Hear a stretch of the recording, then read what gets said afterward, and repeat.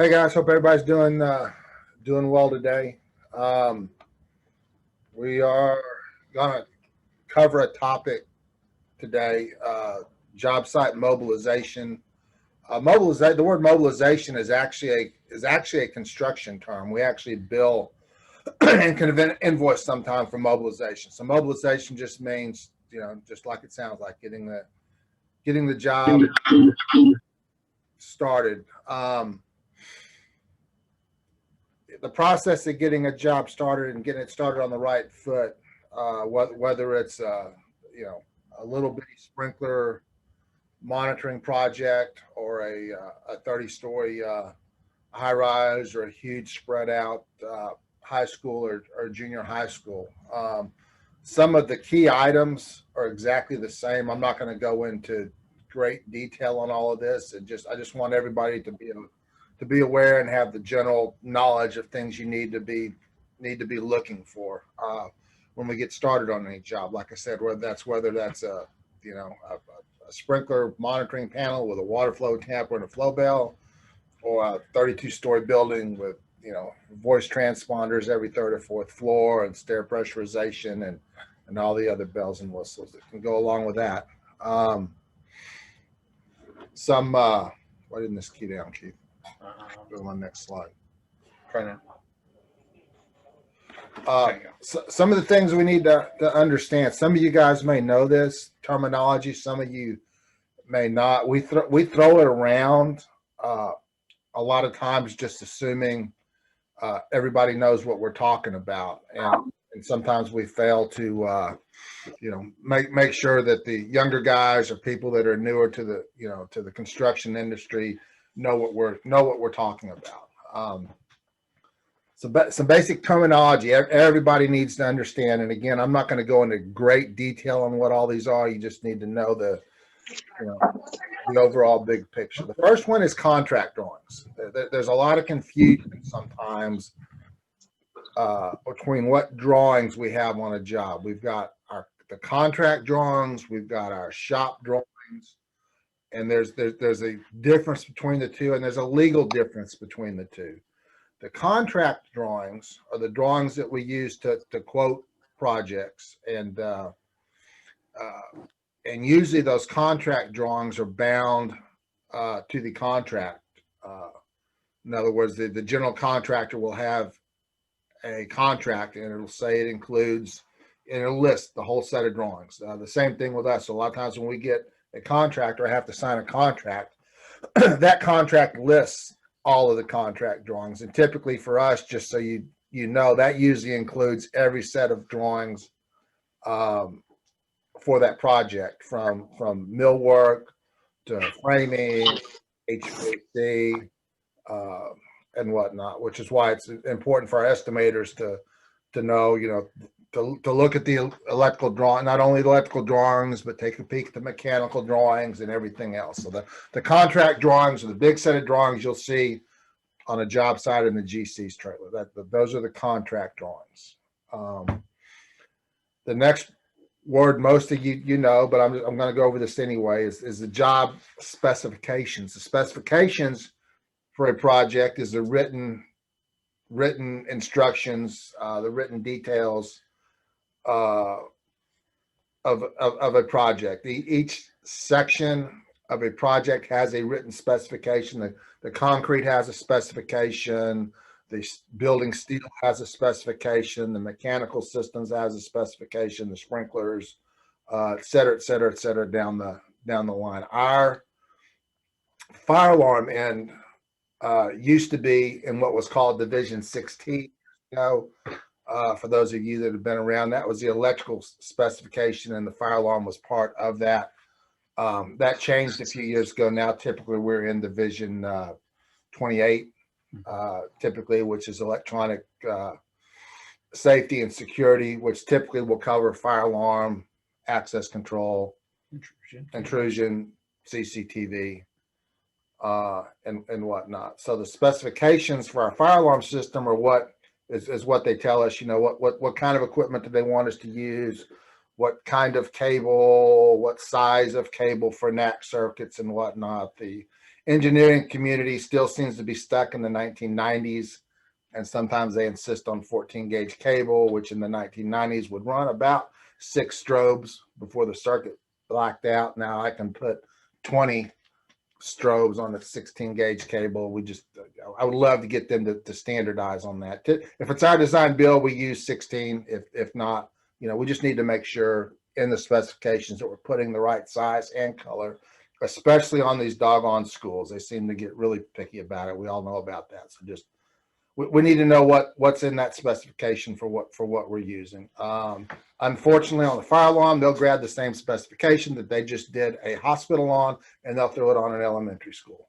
Fire alarm is terrible. The other systems aren't quite as bad, but still, you need to know what that specification is. On most school projects, part of the submittal is what's called a spec review. You turn past the first page or two in the submittal, and you'll see a line-by-line spec review. So usually you learn to thumb through those, learn what they say. Usually the wire requirements are at the back, some of the other different requirements, all that's in there. I'm not going to cover it in great detail right now. I just need you to know what they are. The next item on the list is what we call shop drawings. Shop drawings are the drawings that Keith produces. Those are the drawings that show the addressing, the cabling, the power supply locations, all the details, the notes, the relays, everything else that, what we need to know. Contract drawings are typically just going to show device locations. Our shop drawings is what we need to install off of, and that's our shop drawings.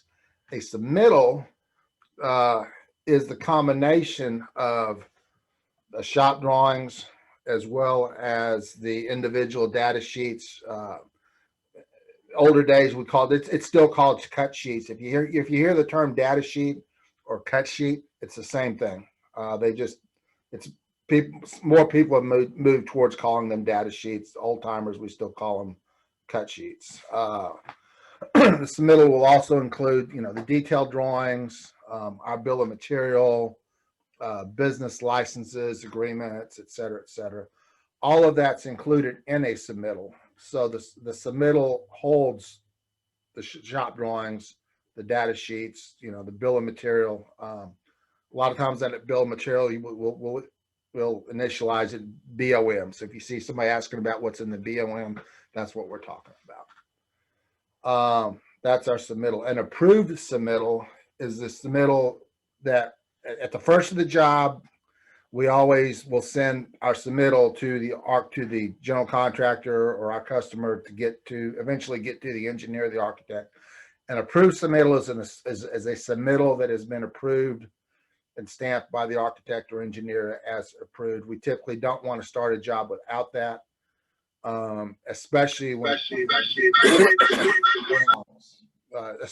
it comes to other systems besides fire alarm. We've had some serious issues with. So that's an approved submittal. Permit drawings are separate from all the above. The permit drawings are the drawings we send to the fire marshal that they put their stamp on, along with pulling a permit. So that's a separate set of drawings too. So if you're in a job site and you're talking to a contractor and you're talking different drawing sets, you need to understand and have in your mind that are you talking about permit drawings, which is what the fire marshal stamped, little drawings, which is what keeps it up, or contract drawings.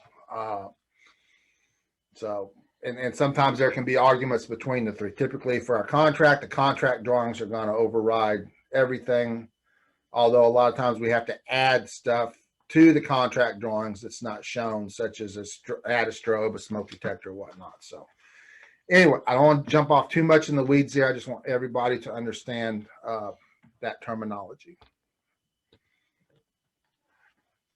Submittals and shop drawings. When you hit the job site, we typically will get you drawings either by email or hard copies if it's a big job and we need it. Of absolute importance, and this has come up more in recent years than it did in the past when we were smaller and we were doing, we weren't doing jobs that were moving as fast or had as many changes on them. we've got to make sure we are working with the latest revision. A lot of times what will happen is a project will come out. Um, there might be a change or two, and the submittals may have changed a time or two. We might have even sent them out to our project manager originally. So when you start a job, especially if it's a job of any size, ask the question, make sure we have the latest revisions. Your project manager's responsibility to make sure that you have those. We've got a new little system we've put in place. Mark doesn't quite have access to it yet. Angel does on Dropbox. On Dropbox, where we're trying to tighten that up a little bit. But please make sure you're working with the right revision. If you're emailed another revision early on, however you organize your workspace, however you organize your your stuff, make sure your revised drawings takes precedence over anything. I can't stress that enough. That has really caused us some headaches. We've shot ourselves in the foot a couple of times by not making sure that either we had those revision drawings out to you, or we might have sent them out and they got overlooked. So anyway, let's not let that happen anymore. Confirm who we're working for. That's usually going to be, or pretty much always going to be, on the cover sheet of our submittal. Sometimes we may have a job where where one time we had let's say Lake Electric that we were working for, and another general contractor, and then the next time Lake Electric may be the electrician on the job, but we're actually working for crane group or construction masters or something. So we need to know who you're actually working for. Just don't assume if it's a customer that we see all the time that they're actually the ones that we're working for. Having said that, if we're on a job and we're not directly working for an electrical contractor we work for all the time, let's say we're working for construction masters and Lake Electric's on the job, guys still treat Lake Electric like they're a customer. Don't try to go behind their back or make them look bad, because ultimately they are still our customer at the end of the day. So also you need to know who the HJ is. HJ, if any of you don't know, authority having jurisdiction. The fire marshal, who's is it City of Houston? Is it Harris County? Is it Fort Bend County? Is it Montgomery County, Waller, City of Pasadena, et cetera, et cetera. Who's going to finally be looking at that? Because after a while, you'll know which inspection jurisdictions require different stuff. We're not going to get into all that here. That may be a class for another day, but you need to know who the HJ is. Permits and approved drawings, we'll typically have those up front. Some jurisdictions actually allow us to work without those up front. Most prefer us not to, or at least be in the process of, especially if we're just starting to pre-wire. A lot of times they'll give us permission to pre-wire at our own risk. Basically, that our own risk basically means if we're wiring and they decide they want something in a different location, we have to move it. We can't, we have to do what they say. So anyway, just about every project on the fire alarm side, we're going to have permits and approved drawings. That's not the case with intercom. I was about to say anything else. A lot of other stuff besides access control. Sometimes we have permitting for doors, but we're not going to get into that today either. So yeah. Anyway, just be aware when you're starting a job. Wait, what's my permit status? Where is it all?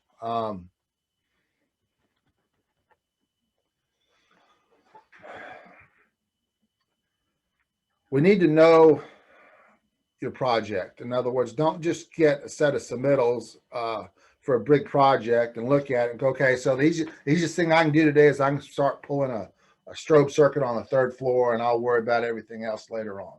Or I'll just start, they just gave me this big school. I'm looking at the drawings. Hey, it looks easy. I'll start pulling SLC on this little area here and I'll worry about the rest of the job later. That's the easy stuff. That's the stuff that's a given, that's fairly simple to do. You need to know your project from the start to the finish. When you first hit a job, and I was, I spent a lot of years in the field, and I would do this. I'd get a project, and and the question needs to be, okay, what's going to bite me in the backside at the end of the job? We're just now starting work, but what am I doing with the HVAC systems? Are there dampers I'm going to have to deal with? Are there elevators and stairwell? Elevators, stairwell pressurization fans. It's the mechanical systems that that a lot of times will get confusing at the end. And at the start of the job, we want to know what these situations are. Fire sprinkler systems. You hit a job first time, drive onto the job site, look for the PIV at the vault. Is there one? A lot of times we don't know. We may have been told, no, there's not a PIV at the vault. At the vault, you get out there, you find out, whoa, lo and behold, because of one reason or another, the sprinkler guy was forced to put a PIV in out of the street. Oh yeah, and by the way, the street's 300 feet away across a football field. That might be a good time to knock on the GC's door to get with the electrician and say, hey guys, we might want to talk about getting some conduit out there before we have to break up, 300 feet of conduit to get it in. So every single job without fail, look at those PIVs. If you can tell right away, confirm the quantity of the sprinkler risers. Keith may have drawn up a project. Let's say it's a little job, and we're thinking we got one water flow and one tamper, one water flow bill. We get out there, we find out, well, wait a minute, we've got 8 sprinkler risers in this room for one reason or another, and a fire pump that nobody ever told us about, and it was added after the fact because they figured out the city didn't have the water pressure that they needed, and the information never got to us. That's a legit change order for us to monitor all those additional sprinkler pipes and the fire pump room, et cetera, et cetera. Study the drawings for other problems or inconsistencies. Just take a look. Your experience is worth a lot. Somebody that's just not been doing this really, really long is going to have a different quick set of look of eyes at a drawing than somebody like Ramsey or Bryant, who's going to be able to look at it and know right away, hey, I've got problems over here. We're not going to be able to get wire from A to B so easy as was drawn up on the drawing. So look for that stuff and look for it early on. It's a lot easier to figure it out now than it is to figure it out at crunch time. When you've been on the job for 6 months, don't suddenly come out and say, oh, you know what, I got to get wire across this auditorium or across this atrium, and we've been on the job for 6 months. It makes us all look bad. That question should have come up 6 months ago, not when you're looking to finish the project. Problem cable runs, inaccessible areas. I mean, I could increase the list, but you just be looking for this stuff. That's going to be a problem later on, and don't wait till the end of the job to address it. That's the easy way to do it. The hard way to do it is to wait to the end of the job. It may seem like the easy way, but it's a hard way because it's always going to be more of a headache later, and then we're going to look kind of stupid because our customer's going to say, and then they're going to rightly say so, hey, why didn't you bring this stuff up to us 6 months ago? Our estimators and usually have between 2 to 4 hours. If it's a big job, maybe 8 hours to price a project and go through and see what they can, and anywhere from 1 to 8 hours depending on the size of the job. Estimating or not estimating, but design, Keith, whoever's doing the design, they can probably go through and most jobs take 4 hours to 2-3 days. A big job maybe a week to look at stuff. So they've got a week to see problems. Our estimators got 1 to 8 hours typically to look for problems. If you're on the job site, you've got weeks of being on a job site and being able to spot problems. So use that time wisely and look ahead. We've got some guys that are really good about this, and some of you guys are just learning these skills. Working with other trades. Electricians, our favorite subject. Usually they're going to be installing our conduit and boxes.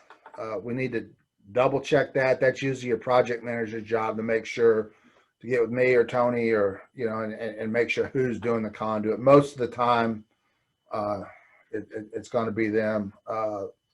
Mechanical, know your duct locations. Don't wait too late in the job, especially if you've got a complicated mechanical room, multiple ducts, multiple stuff, especially if it's already been wrapped. It's hard to tell what's what. Get with the mechanical guys. Ask them, hey, which is my supply duct? Which is my return? What are we doing here? Get with them. Find out where the starters are, the controls are. What we have to do is shut the air handlers down. All that kind of good stuff. Elevators a little more difficult. You're not going to usually see those guys till the end of the job. But still, you need to be thinking about your elevator recall and where's your machine room. Or I know a lot of the newer ones are actually just in the shaft, but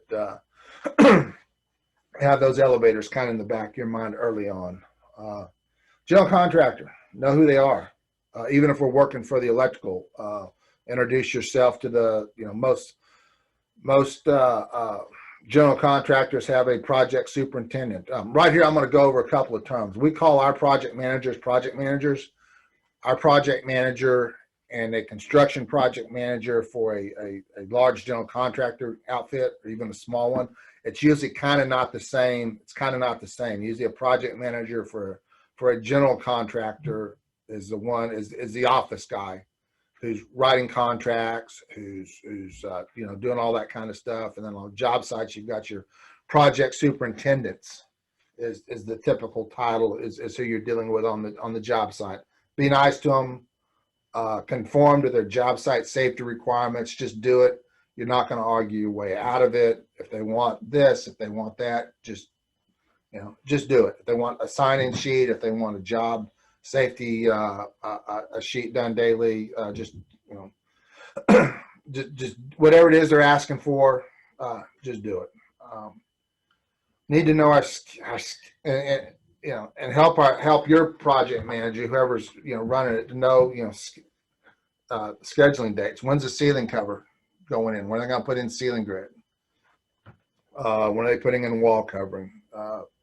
Stuff like that. Kind of help Mark or Bryant, Angel, keep up with that kind of stuff. Planning. We need to know what the job progression plan is. If it's a little office warehouse thing, you can walk in there and you can look at it and you can see. If it's a big school, you need to know what area they're starting in and which area they're moving towards. Is typically how it's done. Are they starting in area A and working towards area D, or are they starting in area C and working a couple weird different areas? You need to know what that is, and kind of help plan accordingly. We need to stay on top of our electrical box and conduit requirements. It's a headache. It's a headache on almost every job. Typically we're doing part of our submittal is still a conduit drawing. We need to make sure the electrician has a copy of that, which they should if they have our submittal, but show it to them too. You are still doing conduit drawings, right? And the conduit drawing is going to show where the stub outs are. So anyway, we could probably have a whole class on dealing with electricians and conduit stuff, and we're not going to right now. Know what supports were needed. We build the pricing for supports into every job. We don't necessarily know the details on every job. Whether it's going to be, whether we're going to be able to just put eye hooks on the sheetrock, or do we got to go with bridle rings and beam clamps? Help us get that figured out very early on. Material storage, we're going to be able to use a locked room on the job site. Do we need to bring in a container? If it's a small job, obviously we're not going to have either. Manpower, and this is usually something our project managers should know, do we need 1, 2, 3 men on the job? Do I need 1 man for a couple of weeks? And then we put 3 men on it. It's just some of the things we have to think about, and then plan the first 2 or 3 weeks, especially if it's a big job. Know what we're going to be doing, have a plan, and then yet you got to be willing to be flexible with that plan. If need be. The thing about having a plan is when you start, when you leave the job site on Wednesday afternoon, go home, you go to your family, you've got a plan, you can do whatever, when you show up Thursday morning, you kind of know what you're doing. You don't have to, think everything through again. If you're running a project, you guys that are running projects, that's critical. You got to be able to delegate, what needs to be done, and then know what you're going to be doing yourself. I think that's it. I appreciate everybody being here, being at these classes. I need everybody to sign in. What do you call that? The chat. The chat, yeah, in the chat box. Just let us know you're here. Are there any questions? You always know. You already know I'm gonna have a question. What do you want to go in the document box? What do you say? I didn't hear your question. What do we want to go in the document box is what he asked. Yes. The document box at the end of the job is supposed to have submittals, a copy of the program, a copy of the program, FM 009, FML 009, and then anything else you think might be at a minimum that. Yeah, maybe a copy of the permit or something. A copy of the permit if it's a copy. Not the original. Not the original. Don't leave the fire marshal stamp drawings in there. I mean, unless we've got a copy. Yeah, if we've got a digital copy, then that's fine. Yeah. Otherwise, they need to come back and we can make a copy to go out there. All right. You always got good questions, Ram. Well, thank you. Oh, one more. Mm-hmm. Now, I had a print. This is going back to the drawings part of it, where you were saying you got the contract drawings, the shop drawings and everything, and the approved set of drawings. Right. Well, I have a approved set of drawings versus the shop drawings. The shop drawings had me adding stuff, but the approved set of drawings only has one of those things. Just leave it like that, or? The approved, are you talking about the approved submittal drawings or the approved fire marshal drawings? The approved fire marshal drawings and the approved set of drawings have 2 different things on it. Okay. That's being added. Which has the more devices, the fire marshal drawings or ours? Ours. A kind of a case-by-case thing. Typically, if it's a code requirement thing and it's a black and white that, hey, it really should have been on here, we probably need to go ahead and install what's code compliant. Yeah, this was just something that was clouded in on the shop drawings. But like I say, on the stamp drawings, it's not shown on there. The only thing that's shown on there is one of the strobes, not the smokes, for instance. Oh, I think I know what job you're talking about. So sometimes the fire marshal will approve our drawings as noted, and they'll put notes in there, hey, this area needs this device or that area needs that device. And they'll approve our plans. They won't make us resubmit, but we still have to add those devices. So when that happens, I'll do a revision, and a lot of times it'll say per FM review, FM is fire marshal. Okay. And so that's the fire marshal told us to add that smoke. So I clouded it in. I marked it on the revision. When we do the actual fire marshal inspection, we should probably have both of those drawings there. Their stamped approved drawing with the note on it and the clouded revised drawings. And the reason we do that, let's say we send a drawing through and the fire marshal wants us to add a smoke and a strobe. And you're working off those submittal drawings. If we don't do a revision and you haven't happened to have looked at that fire marshal drawing, you wouldn't have known to add that stuff. So then the fire marshal shows up to do his inspection He says, hey, where's this added smoke and this added strobe? And we never did revisit. So you never knew it was supposed to be in there. So we typically, when we get these fire marshal drawings back from the AHJs, we look for their notes just to make sure they didn't put something. Didn't put something on. Doesn't happen a whole lot, but once in a blue moon, they'll put a note on there, and that's why we do that. All righty.